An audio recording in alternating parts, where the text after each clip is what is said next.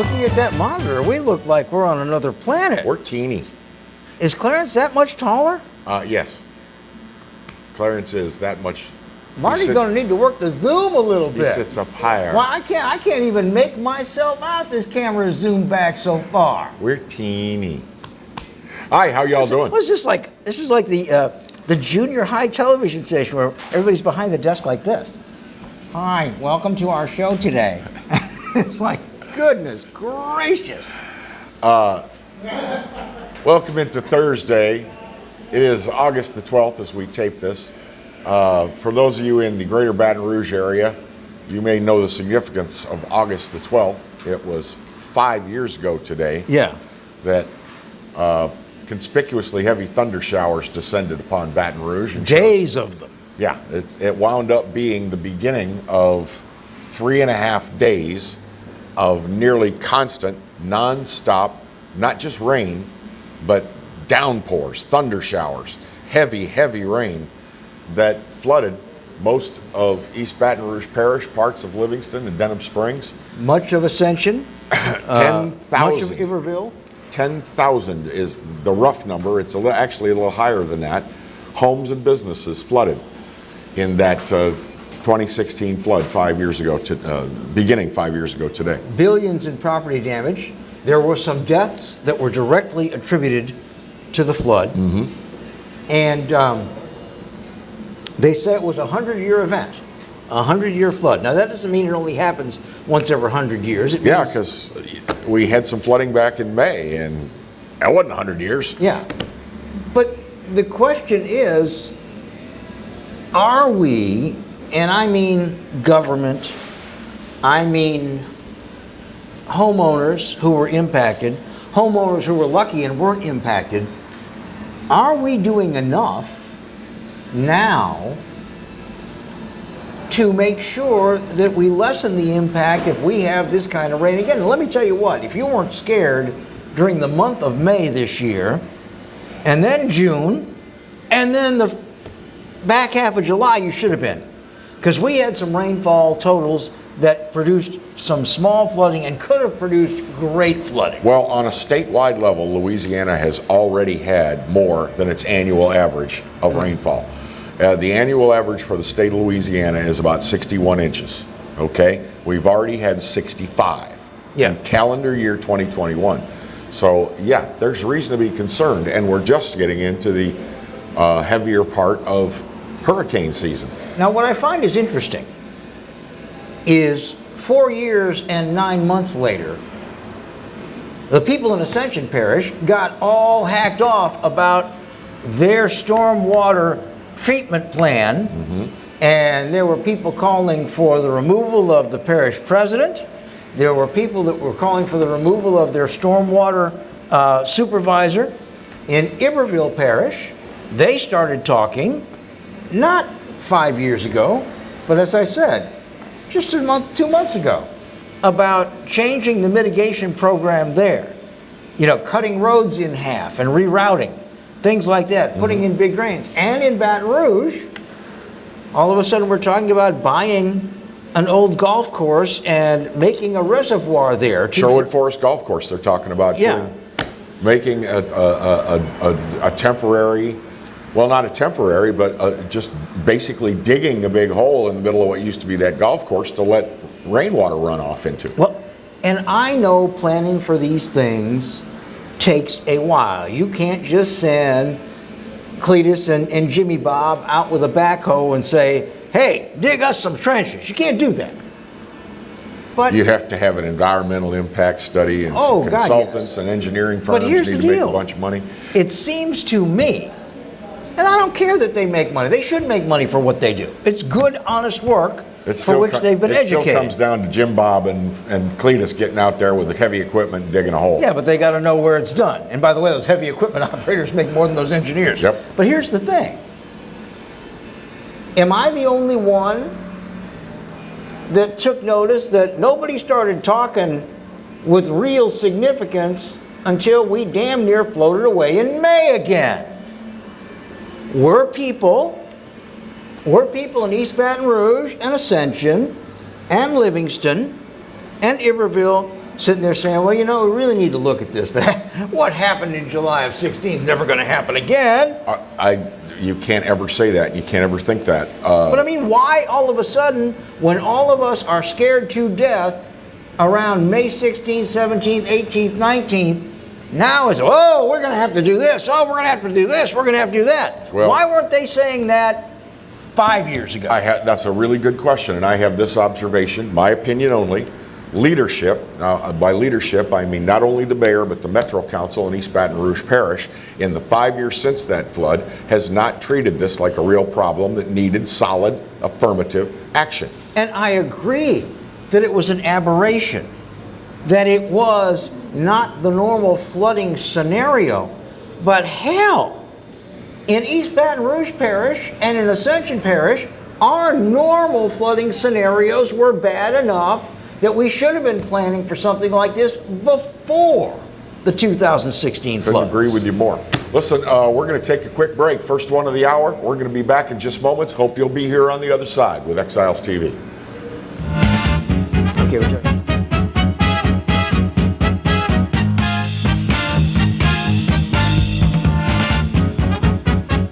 I owed the IRS $10,000. The IRS garnished my wages. They put a lien on my house. I'm self-employed and didn't report all my income. They claim I owe a lot more than I do. The IRS is the most powerful collection agency in the world. They do not give up until you pay.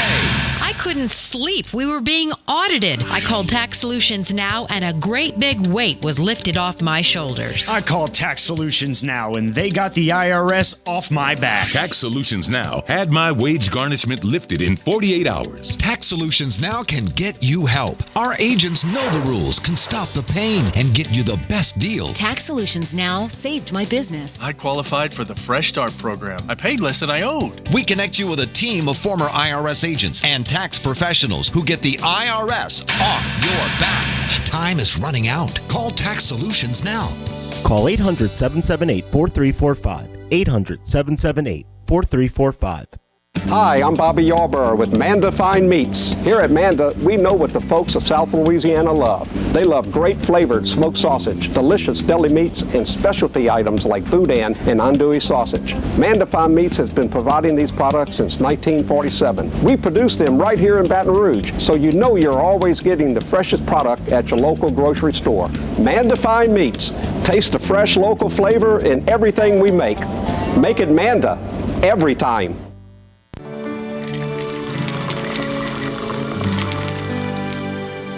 No one can stop me when I taste the feeling. Nothing could ever bring me down. Nothing could ever bring me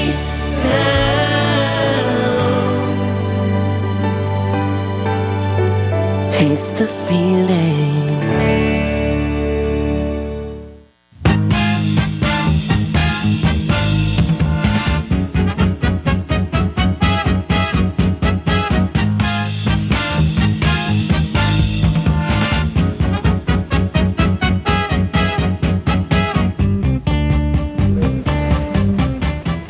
Welcome back, Exiles TV. Today, 5 years ago, the historic floods throughout the Baton Rouge area, and I don't want to leave out our viewers in the river parishes and in the New Orleans area because you all had some historic flooding too. Absolutely. It wasn't as bad as it was here. We were kind of ground zero. Well, the storm system largely just sat right over the capital region, like the 6 or 7 parish capital region. And it just sat there for 3.5 days and continued to dump rain on us. Well, what is funny is you and I and Karen, we were all involved in weather emergency broadcasting going back to Katrina. Yep. I mean, we did them all. We did Katrina, we did Rita, we did Ike, we did Gustav, we did all of these. And we were all out of position, which was odd because Karen and I try to travel every year for our wedding anniversary. And the night before it really hit the fan, and we were flying. You got the hell out of Dodge. Well, we had this package, and the flight was out of New Orleans rather than out of Baton Rouge, which of course I always prefer. Mm-hmm. And I looked at her and I said, well, do we really want to leave our home in a rainstorm and go down Highway 30 until we can pick up 10 in the dark, in the rain, at like 3 in the morning? Or do we want to leave this afternoon about 3 and get a hotel room at the airport and then just be able to go to our airplane? So we did that, and we had no idea how bad things had gotten in Baton Rouge, and that we were needed on the air because you couldn't get out of your neighborhood. Yeah, I was one of the lucky ones in my neighborhood. My home and other parts of my street, not all, the houses didn't flood. Because Shenandoah kind of rolls a little bit, the topography rolls.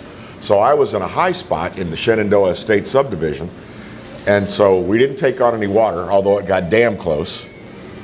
But I instantly went into, the mode that I go into for hurricanes. It's like, we got a weather emergency, got to get to work. So I jumped in the car and I tried to get out of the neighborhood, and I couldn't find, out of the 5 or 6 different routes I could think of to get out of my neighborhood, I couldn't find one that wasn't impassable. And how deep was the water in these routes that normally you could have been able to take out? Deep enough to get up into the engine block. Oh. And see, that's why, if I would have thought, well, you're just going to get the tires wet and maybe run the risk of a little seeping through under the door.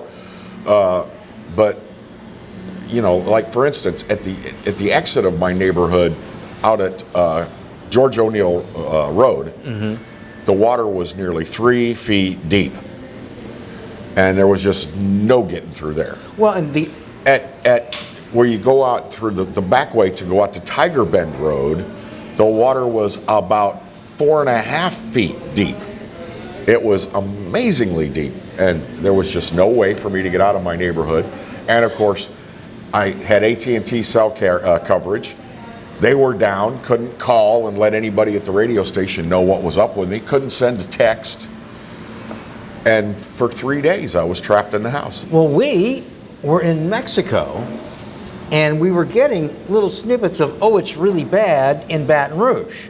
And we had AT&T at that time and couldn't get through. So finally, we made a deal through AT&T to use Mextel, and that actually worked. It worked better for text than it did for voice, but they were carrying CNN wall to wall in the hotel we were in. And I said, Karen, I think you need to see this. And she said, why? Is it our neighborhood? I said, no. It was the street she lived on when we first met and started dating, which is the other side from you of Shenandoah, by the old Woodlawn High School. Her house on 7 Pines, you could look at the back of the bleachers at the Woodlawn football field, and the reporter was standing in hip waders, and you could see the 7 Pines and whatever the street that intersects with it is sign, and you could see the houses there all had water up to here. I remember the first night of rain, and we were watching Channel 9, and Jay Grimes was on. Now, actually, this is before the rain actually started to set in heavy. And Jay Grimes was on television, and he was saying, this is going to be bad. You need to prepare yourself for hurricane-like conditions in that we're going to have a flooding event. And Marianne's like, well, how bad do you think it'll get? I said, I've never seen Jay Grimes that grave on the air unless it was a hurricane. Yes. So, and Jay doesn't mess around. He doesn't get serious like that unless it's serious business. And so we were prepared. We had towels, to try to, sop up seep at doorways and stuff. Luckily for us, we didn't get any water in the house. Well, here is a radar picture from Channel. I can't show it to you. I'll have to describe it to you.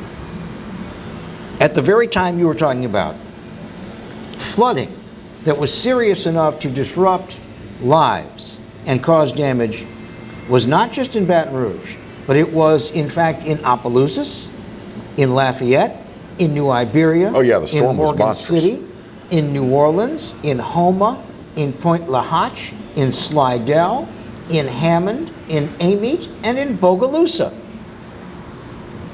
That was a huge. You can see it. Yeah, it's monstrous. It's a third of the state, and I've never before or since seen a weather system that was on the move stall like that and remain stalled for days. You know, hours is one thing, but it was stalled for 3 days before it started to move on. Just crazy. It strapped everybody because a lot of the media outlets that people needed to get information did not have much of their staff there because they were all, like Kevin, they were impacted. They couldn't get there. Yep. Talking about the Great Flood of 2016, 5 years ago it began this day. We're going to take another commercial break and we'll be back with more on Exiles TV.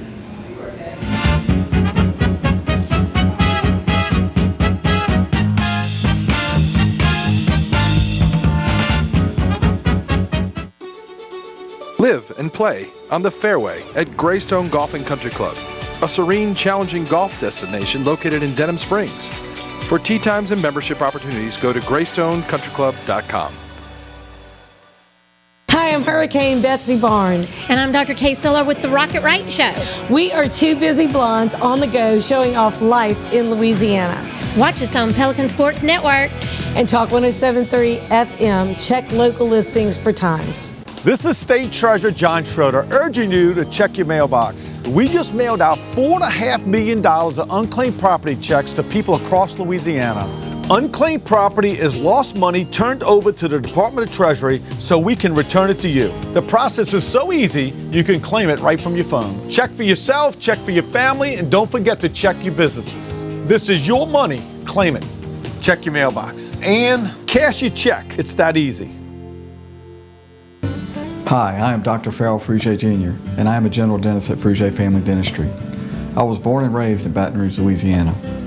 I went to Catholic High School, LSU, and LSU School of Dentistry in New Orleans, where I received my DDS degree in 1986. I always have and will continue to be committed to continuing my education, to invest in technology which makes the diagnosis and delivery of dentistry more thorough, more comfortable, and more aesthetically pleasing. In our practice, we are here to serve the patients. We want to improve their quality of life and to develop relationships with our patients. In dentistry, we have a chance to impact lives on a daily basis, not just by doing dentistry, but by getting to know them and being a part of their life. We also believe in giving back to our community. So every year, we give back to the Greater Baton Rouge Food Bank, Toys for Tots, and Mary Bird Perkins Cancer Center. Please stop by and visit our office. We would love to take care of you and your family. Go where summer leads you in an award-winning Mazda CUV. Find yours during Mazda's season of discovery. Call, click, or come by and discover your new Mazda today at Baton Rouge's Mazda dealer. Team Mazda on Airline.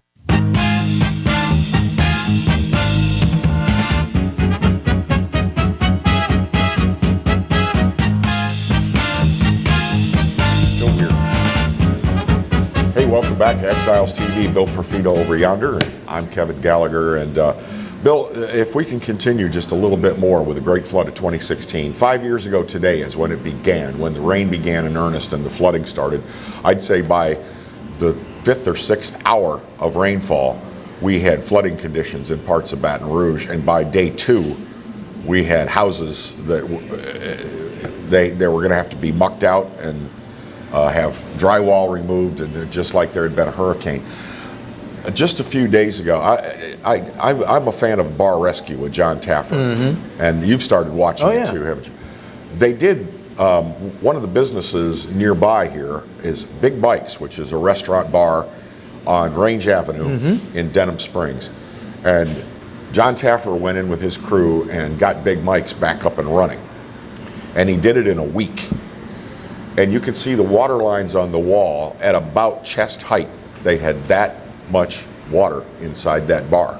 Well, Range Avenue slopes down toward all those businesses. It does. And there's still an argument about the center wall on Interstate 12. I was going to bring that up. And whether that acted as a dam that so horribly aggravated the flooding along Range and Jubin Crossing and other areas. I am glad that you mentioned that, because one of the things, I'm talking about, and I'm not trying to be accusatory, if I'm wrong, somebody tell me. It seems to me like they've been slow walking this stuff until we got almost the same conditions in May of this year. It seemed to me that they were slow walking it. And one of the questions is, the people in Livingston Parish identified that Jersey barrier wall in the middle of I-12 acted as a dam. And if you look at the aerial pictures, one side is dry, other than the rainfall. South of I-12, very little flooding at all. The other side's got 6 feet of water. You know, and topographically on the south side, it's lower. Yeah. So the people said, look, there's no vents. There's no way to disperse the water more evenly. There was no way for the water trapped on the north side in the westbound lanes to get into the eastbound lanes and off of the interstate. So the question becomes, has anything been done about that? It's been 5 years. That's a good question. You know, at the very least, they make nice big drills that can drill through concrete. Knock some holes in that thing here and there. Well, you know, it's very interesting.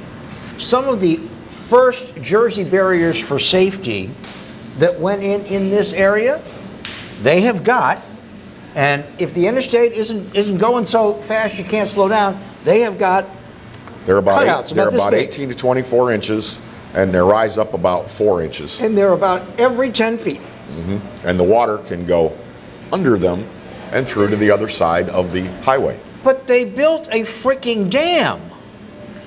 And that's what the lawsuits are about. And I agree with you. I believe that these lawsuits have been slow walked as much as possible.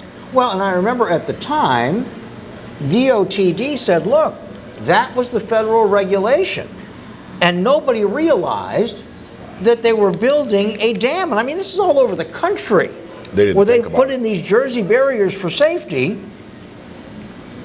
You know, those things were originally designed to be temporary. And the way they work is if you're closest to it and you go off lane, that bottom curve grabs your tire and it steers you back into the correct lane. Right. And if you don't go back, at least it slows you down because you're rubbing the side of your car up against that barrier. Those were meant to be temporary. And then they said, hey, this is better than having those cables. Yeah.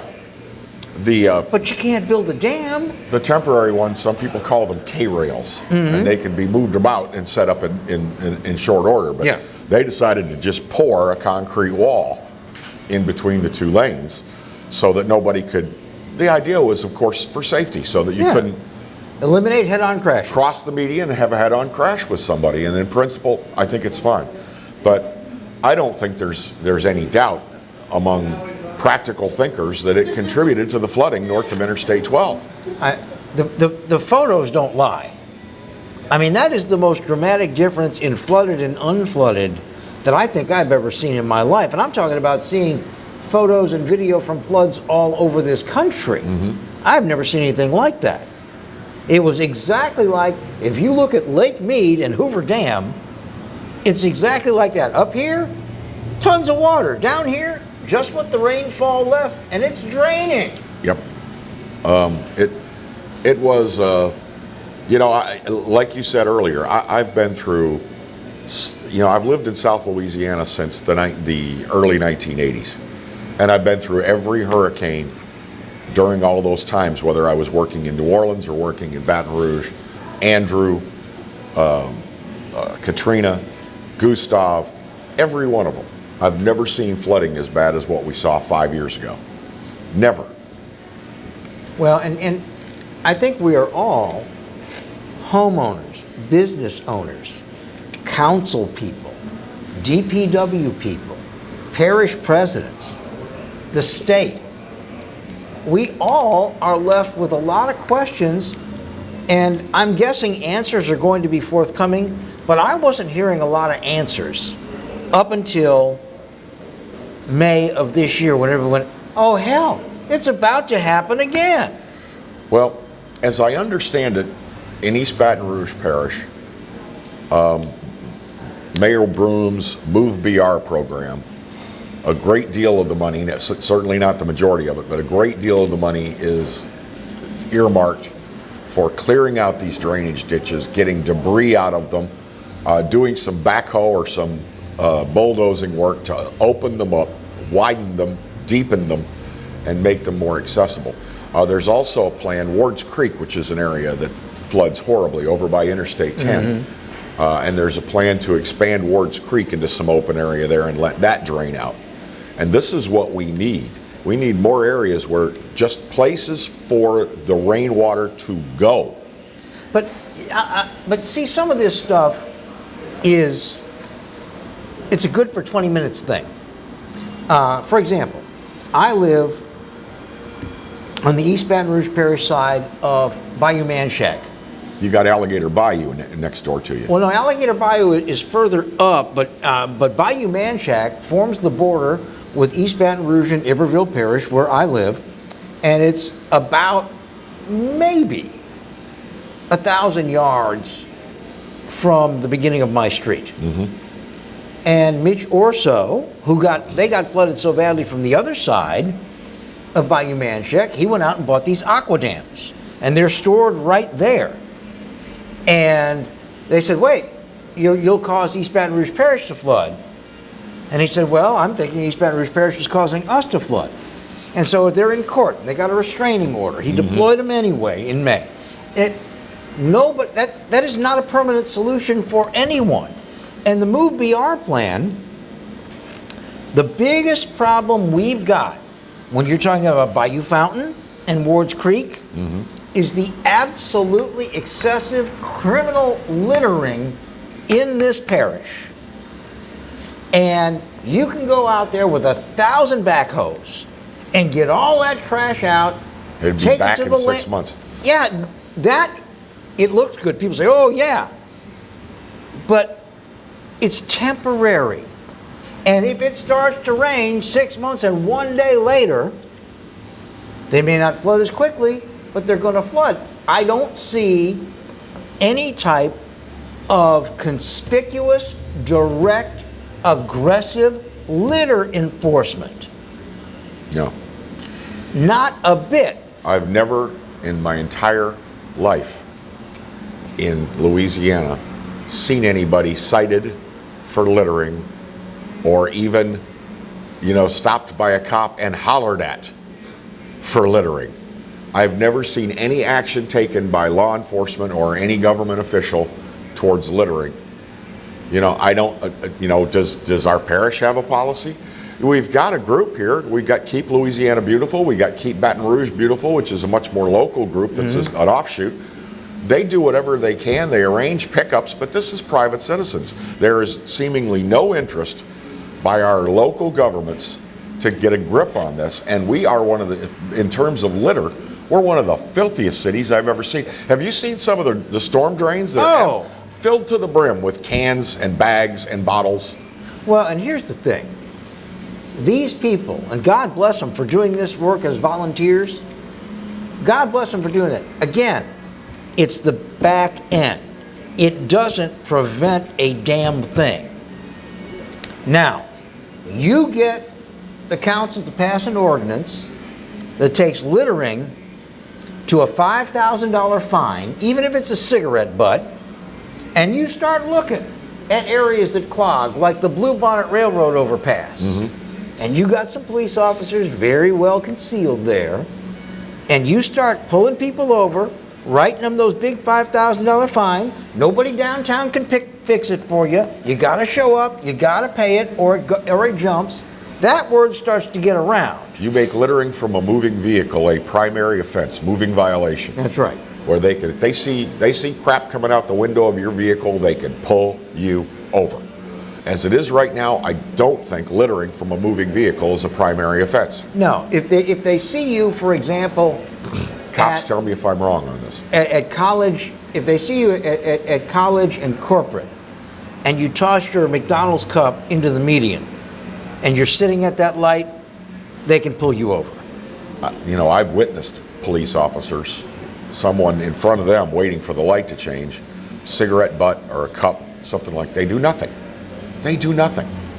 Well, and you know why? I'm gonna tell you why. I know, because they get paid $32,000 a year. That's why. No, because they got to go to court for people to get their ticket fixed. Because in that neighborhood, chances are you know somebody who knows somebody, and you say, "Oh, my kid's a jerk. He'll never do it again. Can you take care of this ticket for me?" And they do. And you know what? That pisses cops off, and it would piss me off. Yeah. It's something as many people as I've known in government, law enforcement, I've never had a ticket fixed, ever, once. Ever. Well, you are the only person in East Baton Rouge Parish that has as big a profile as you do that has actually paid a ticket. If I get a ticket, including me. If I get a ticket, I pay the ticket. I've never had a ticket fixed. You are the outlier. You are the outlier, my friend. Yep. All right, time for another quick break. Let's take care of that, and we've got lots more coming up on Exiles TV.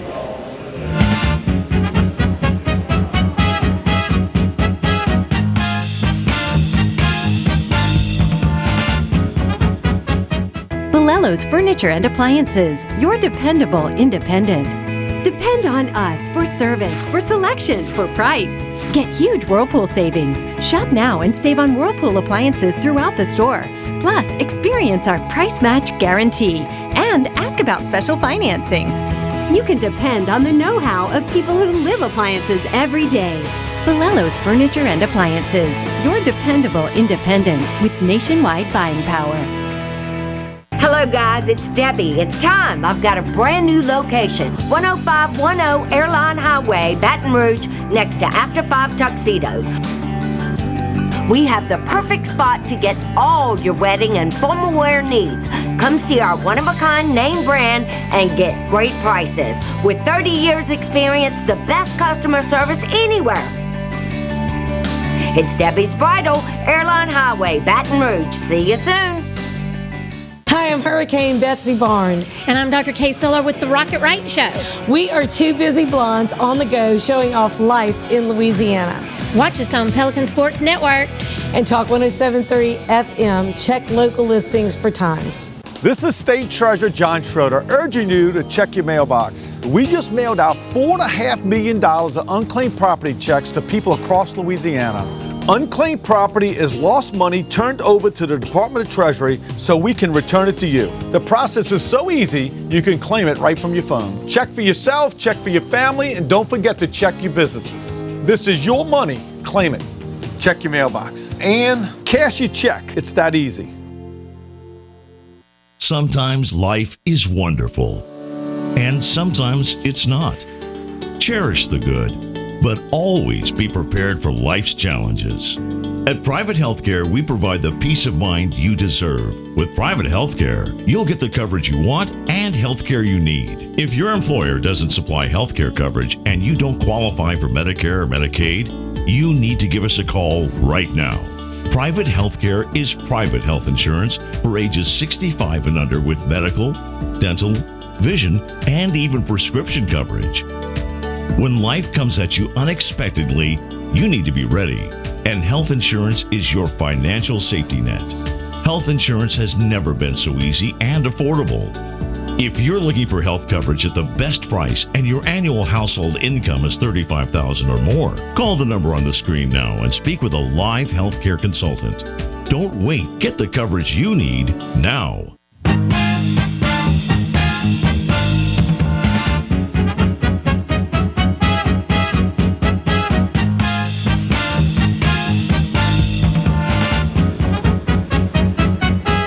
Another thing, get off my lawn. You know, we're talking about flooding, flood mitigation, and if you all will indulge us for just a minute or two, I am thinking about all the nothingness that has been done about this. I'll give you a very good example. In the city of New Orleans, 2 years ago, when they were having flooding during normal afternoon rainstorms, and upon investigation, they found that most of the storm drains on Mardi Gras parade routes were full of beads and trinkets. And cups and Yeah. human debris. So they went out there and they pulled it all out. But the next time it was time for parades to roll, did they say, we are going to cover the drains with screening so that they will still take water, but they will not be clogged with beads and cups and bags and wrappers? No. But if they did that, if they let's say half-inch wire mesh, okay? If they did that, what would happen would be the stuff would still be there, but it would be in the gutter and it would dam up anyway. and the street would. But they would have the flood. street sweepers that run it into the drain now after every parade. Yeah, I've never understood that. Why do you want to just sweep it into the drain? But my point is, there was no forward thought toward prevention. None. When they built that interstate, did anybody say, let's talk about flood prevention because you're building a dam? No. What the hell, what does it take to get through to people in positions of authority? You know, now they want to have a moratorium on building. And some of it is going to be necessary, some of it isn't. But they're going to throw the baby away with the bathwater and harm economic development instead of taking proactive steps one place at a time.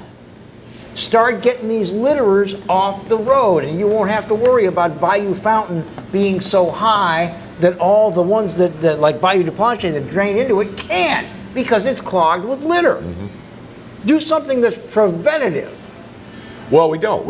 But we whistle past the graveyard with these sorts of things, and then if a problem arises, then we talk about what we're going to do to, keep it from happening again. And again, I have no problem with engineers. I have no problem with consulting firms. These are businesses. They need to make a buck. But we waste so much time with environmental impact studies and blah, blah, blah. And I know federal regulations usually require these things, but we have a flood, and 5 years go by, and we've still not done anything to mitigate that happening again because it's all tied up in suit business. Well, and again, we have more money than we've ever had because Garrett Graves and the other members of our congressional delegation got some of this COVID money and said, yeah, you can use that for front-end flood mitigation. Mitigation, prevention. That's the thing. Nobody is looking at prevention. No, they're looking at damage control. Well, they get a call from a guy you have a very good councilman, Dwight Hudson, right? I'm very happy with my councilman, Dwight He Hudson's gets a good call guy. from Kevin Gallagher, and Kevin says, Dwight, I am looking at a beer keg sized clog in 3 different storm drains from trash, and when it rains, nothing goes down those drains. And Dwight says, glad you called. And he calls DPW, and they go out there and they pull the trash out, and that's where it ends. They don't call the sheriff's department and say, look, you got litterers in this area that are causing drainage problems, and they could cause property damage. How about you help us do something about it? Well, I agree with what you said in the previous segment. If we made littering a punishable offense, where it wasn't just natty natty boo boo, but a cop is going to stop you, write you a ticket, and when you find out how much that ticket is, holy crap, $750? That'll make you think about it. Right now, the floorboard on the passenger side of my car is filled with junk mail because when I get my mail out of the mailbox, I'm like junk. I will wait. That'll build up and it'll get a little unsightly, but then I'll find a proper garbage can to put it into. I don't litter. Well, it's funny. My garbage can got swallowed by the automated truck on Monday morning. It happens sometimes. Did they go in after, or did they just bring you a new one? Well, they're going to bring me a new one, but they said it takes 5 to 7 days. And in the meantime, what do you do with your trash? Well, they said, on your bulk pickup day, just put it out by a curb. And I said to myself, I'm not going to do that. Because if it rains real hard, or an animal gets into that bag, animal is your biggest you're hazard. going to be spreading trash all over the street, which will then go into the storm drain, which will... Do these people not think? I'm not going to put bagged household trash that's got food scraps and all that in it in a bag out by the curb. Dogs and raccoons will have that bag torn open in 15 minutes. Or 15 seconds. That's the whole thing. These people don't think about preventing problems. They deal with problems, and I appreciate that. But somebody needs to be, how about we have the East Baton Rouge Parish Department of Thinking. We're going to think of how to stop this. Let's have a superintendent of thinking.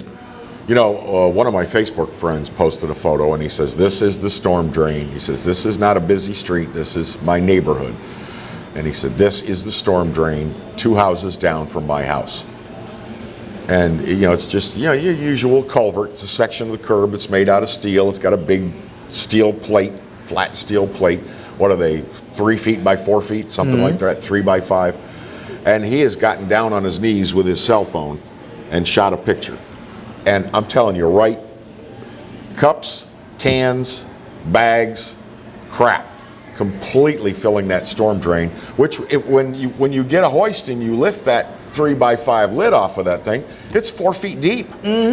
But I mean, it's brimming with trash. Where's water gonna go? Well, again, a company that I think wrongly, but a company that people love to disparage, Entergy. Entergy, 3 weeks ago, left a note on everybody's door. And they said, you may have seen the gas detection vehicles in your area. They have flashing red and yellow lights, and they have probes that look like antennas, and they move very slowly. We suspect that there is a leak. And so we will have crews going into the sewers in your neighborhood. Some of the sewer openings are on your property. We will be getting on your property. Nobody's power will be cut off.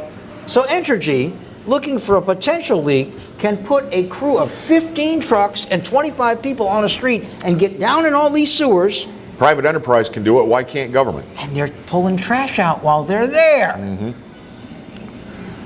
Here's another issue with storm drains that I hear a lot of my neighbors and friends on social media complain about. When your lawn guy comes and cuts your lawn, Blows it into the... and then he blows the clippings into the storm drain. And it essentially becomes a big wad of hay down there in the storm drain. See, that is not allowed where I live. They had a big debate about this about 2 years ago. Blow the clippings up onto the lawn. Well, and again, a lot of our lawn cutters use these mulching mowers where there aren't any clippings because they drive them back in.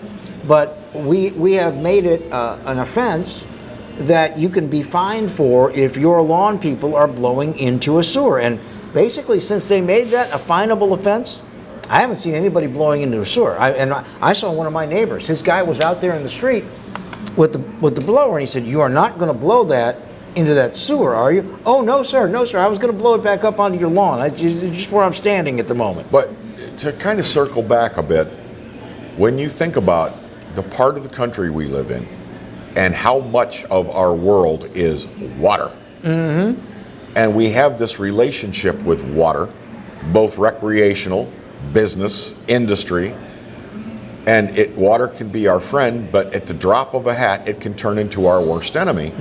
And yet we don't have solid policies and plans in place for when that happens. Yeah, and the thing is, we don't do prevention. And I think it's because in Baton Rouge, in New Orleans, in a lot of places, well, prevention is kind of naggy and kind of icky, and so we don't want to nag people.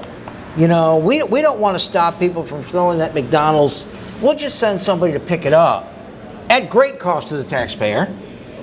We don't want to grab somebody who has got an unsecured load full of trash, and it bounces out of their open pickup truck, and it hits Nicholson Drive, and trash goes everywhere.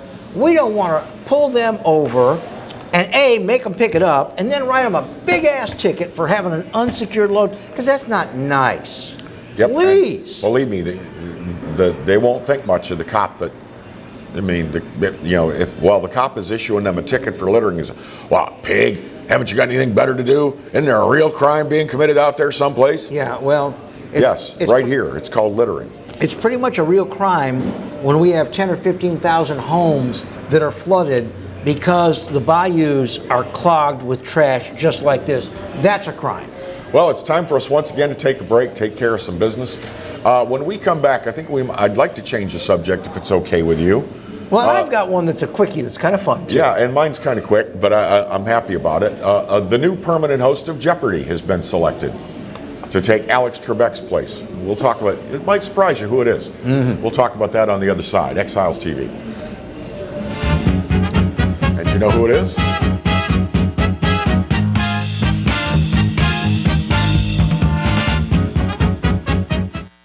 Caught spiders,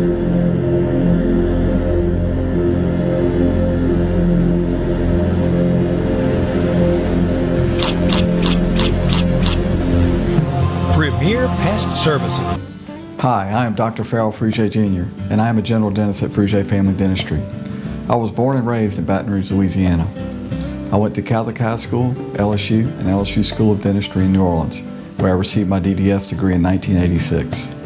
I always have and will continue to be committed to continuing my education, to invest in technology which makes the diagnosis and delivery of dentistry more thorough, more comfortable, and more aesthetically pleasing. In our practice, we are here to serve the patients. We want to improve their quality of life and to develop relationships with our patients. In dentistry, we have a chance to impact lives on a daily basis, not just by doing dentistry, but by getting to know them and being a part of their life. We also believe in giving back to our community. So every year, we give back to the Greater Baton Rouge Food Bank, Toys for Tots, and Mary Bird Perkins Cancer Center. Please stop by and visit our office. We would love to take care of you and your family.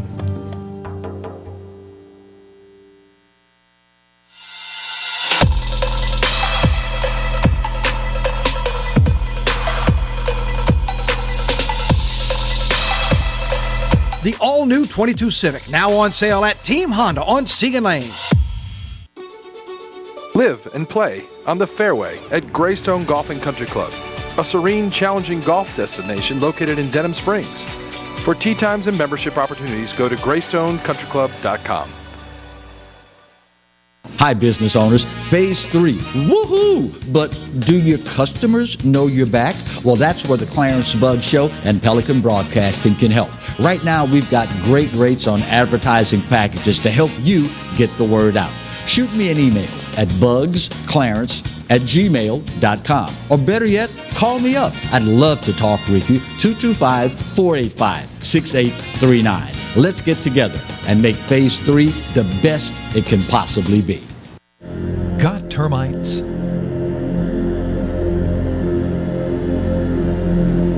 Get Premier Pest. PremierPestServices.com.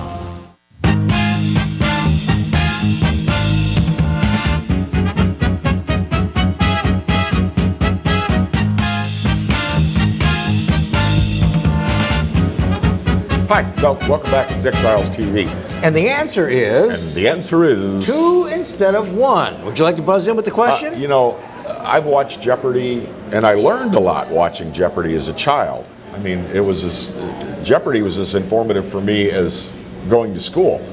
But I remember Art Fleming as the host of Jeopardy, and he was like an American institution to me. And then, of course, Alex Trebek.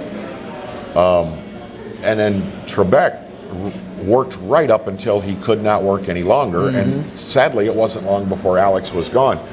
They've gone through a long list of guest hosts, but they finally settled on a new permanent host for the daytime edition of Jeopardy. Yeah, and that's 1 month from today.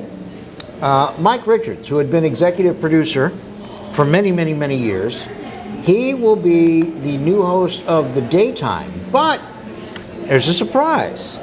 Mayim Bialik will be the host of primetime episodes and spin-off series of Jeopardy, such as the Jeopardy National College Championship, Celebrity Jeopardy, that sort of thing. Yeah, so they're going to have new Jeopardy platforms, and she will host those. Mayim Bialik, for those of you that may not know that name, if you watched Big Bang Theory for 8 of the 12 seasons it was on, she played Amy Farrah Fowler in that TV show. Her job was she was a neurobiologist, but Mayim Bialik is a schooled, degreed neurobiologist. She is a real neuroscientist, for real. And she's also a member of Mensa, and I believe her IQ is somewhere up in the 180s. Oh, yeah. She's brilliant. And she was on one of those kid-based shows, Square Pegs or one of those? No, she was Blossom. Oh, that's right. She was Blossom. There was an episode before they introduced her character on Big Bang Theory where they were doing a quiz bowl. And Sheldon acted like a jerk, and they kicked him off the team. And they were talking about who we're going to replace Sheldon with, and one of the characters says, "Why don't we get TV's Blossom? I hear she has like an IQ of 180. And then like the very next season, they had TV's Blossom as a member of the cast. But nobody knew that when she was playing Blossom, that she was this child prodigy. She was brilliant. Well, and it's a very, very good thing. Not that she needs the money. I'm sure she made a freaking fortune off of Big Bang Theory. Did you ever see a movie? I'm sorry, go ahead. The show that she executive produced and put on Fox after Big Bang Theory, and I mean immediately after. Is it still on? It was the worst television show I saw it. in the history of mankind. She ran a tea shop, and you know, it was just. It was a cafe for cats. Yeah, it was beyond awful. That's why I asked you, is it still on? It got canceled midway through the first commercial break. Marianne and I watched it. I said, I give it 6 weeks. Yeah. And not because of her. It's just, it was poorly conceived and poorly written. But it was her concept, and she was the executive producer. She's the one that shopped it, and they figured they could make bank on her celebrity. The first thing I ever saw her do, where she made an impression, was a movie called Beaches. And it starred Barbara Hershey and Bette Midler, yes. and I can't remember who the third one was. Did you ever know that You'll Be My Hero? That missive that came from that? But Mayim Bialik, it was told in 2 time periods with flashbacks, when they were girls, when they were grown women. Mm-hmm. And Mayim Bialik played the younger version of Bette Midler's character, and she was, even at that young age, she was perfect at being Bette Midler. Yeah. It was pretty brilliant. Next thing you know, blossoms on TV. So good for her. I'm glad she's got a gig. And you know that one of the people that they auditioned was Ken Jennings, who is the winningest Jeopardy contestant ever. Yep. Well, he's not going to host it, but they have hired him as an executive producer of the show. You know what I often You know what that means? He's going to make more money off Jeopardy because he's going to get points. That's right. The guys behind the scenes. He's going to get points. The guys behind the scenes often make more money than the people you see on camera. Mm-hmm. I've often wondered about the team of scholastics that come up with the questions and do the research to make sure that, little things like a game show, a quiz show can't afford to have the wrong information. Did we just black out for a second? We did black out. That was interesting. Little peal of thunder, little flash of lightning. Anybody besides me smelling toast? And this behind me went black for a second. Mm-hmm. You cannot afford to get anything wrong in a quiz show as far as the facts, the data. And how big is the team on Jeopardy that comes up with those categories, the questions, the answers? It's got to be about 20, 30 people. Because they also don't want to duplicate. Mm-hmm. But I'll tell you who would know a little bit better. A good friend of ours, John Burke, who had been a television sportscaster here in Baton Rouge and is now the general sales manager of WGMB and WVLA. John started his career. John started his career with Dick Clark Productions. The Pyramid. He did the $100,000 or it was $10,000 pyramid at that time, wasn't it? Or was it the $100,000? Maybe 25 at that time. But he was one of those guys that was in the production end of it that had to work on not only coaching up the guests, but making sure that the questions, because boy, that's the kiss of death. If you get caught, and somebody will call up and say, no, the capital of Nebraska isn't North Platte, it's Lincoln. Yep. Someone will catch you every time. There's no way around that. What are Ipswich clams? That's the kind of game that if you know the answer, you're shouting at the television. Oh, yeah. No, you ninny. Who is John Wilkes Booth? But I want to know who writes the final Jeopardy question, because that's always a real test of your knowledge and your background and what you've got stored in the old mental file cabinet. The thing is with Final Jeopardy, you can win the game and not know the answer. You just don't wager anything. There you go. So is this to the top, Marty? Or all right, this is the. All right, I got one more before we leave from our. This is a really bad idea file. If this iPad will open up, this is an idea that is going to be bad. IHOP, the International House O' Pancakes, is going to start serving booze. Oh, no. What could possibly go wrong? That would be like serving cocktails at Waffle House. Well, but again, 24-hour restaurant, who stumbles in there at 2 People have already in the morning? had too much booze. Yeah, yes, indeed. IHOP, why would I know that they've got a very wide and varied menu, but essentially they're a breakfast joint. They're a place you go if you want pancakes at 7 p.m. And it's a lot of place that, before it gets to be creepy time, dads or moms on the way to work will take their kids on the way to school and have, pancakes and you don't want to be next to the guy who's been at the casino all night and is already 4 sheets to the wind going, yeah, bring me another beer. That's a bad idea. I mean, and what are they playing? Like coffee beverages, like Irish coffees? Bud Light, Blue Moon, Corona, Barefoot Bubbly, Barefoot Bubbly Brut, Barefoot Bubbly Chardonnay, and Barefoot Cabernet Sauvignon. They're not even serving good booze. Well, they are an economy restaurant, so the booze is going to be economy booze. But see, you can get like the Mondavi Woodbridge Barefoot. I mean, isn't that like strained through somebody's underwear? I got to tell you, guilty pleasure. Steak and eggs at IHOP is still a favorite of mine. Well, now you can have a bad Cabernet Sauvignon with it. It won't do it. Coffee. Give me coffee and orange juice. Coffee and orange juice. This is a bad idea. I predict they'll be in and out of that idea within 18 months. This is a bad idea. Yikes. Well, we have come to the end of the road for today. It looks like we got some storms setting in again over Baton Rouge. We haven't had enough rain this summer. I don't know about you. We need more. And considering our topic today, it's a scary idea. 5 years ago today. But you do try to stay healthy and stay dry and stay well. And we'll see you next time on Exiles TV. Thanks so much for being with us. Don't forget, our Facebook Live tomorrow morning. God bless. Bye-bye.